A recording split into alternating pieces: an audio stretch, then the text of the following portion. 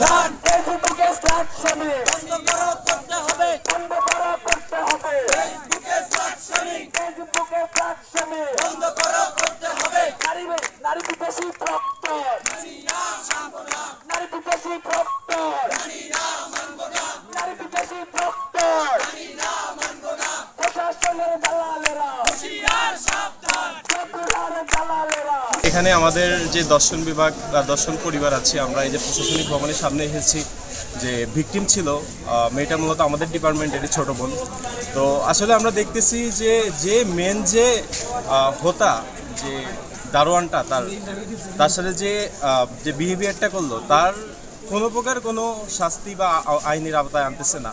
তো এখানে কেমন প্রহসন হচ্ছে, যারা ভিকটিম তারা থাকতেছে মামলার বাইরে, আর যারা নির্দোষ বা আদার্স যে রাজনৈতিক যে সন্ত্রাসীরা ছিল তাদেরকে রাজনৈতিক ফায়দা লোটানোর জন্য তাদেরকে সন্ত্রাসী হিসাবে তাদেরকে মামলার আওতা আনা হচ্ছে।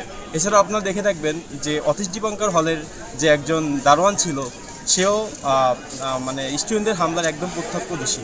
তবুও তার নামে কি কোনো মামলা হয়েছে কিনা এটাও প্রশাসন বলতে পারে না।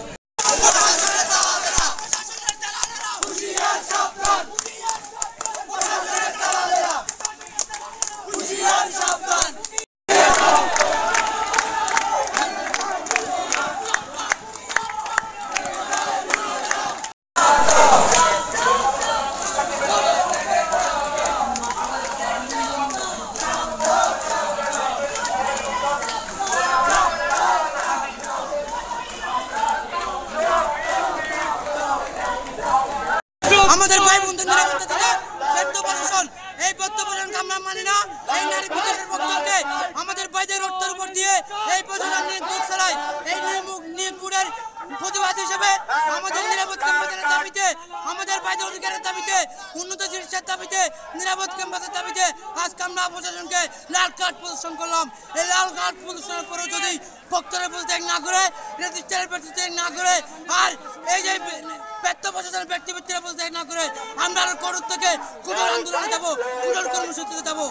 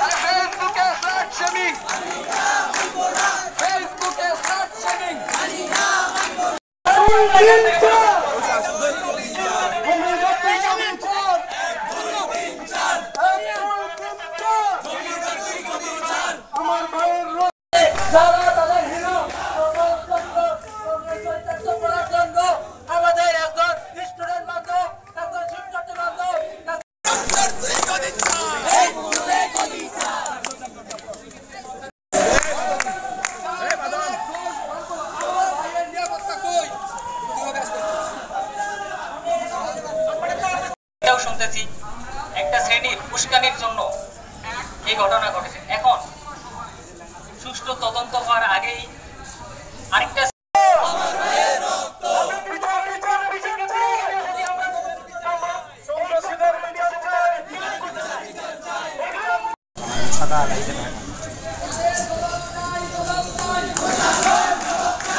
আমাদের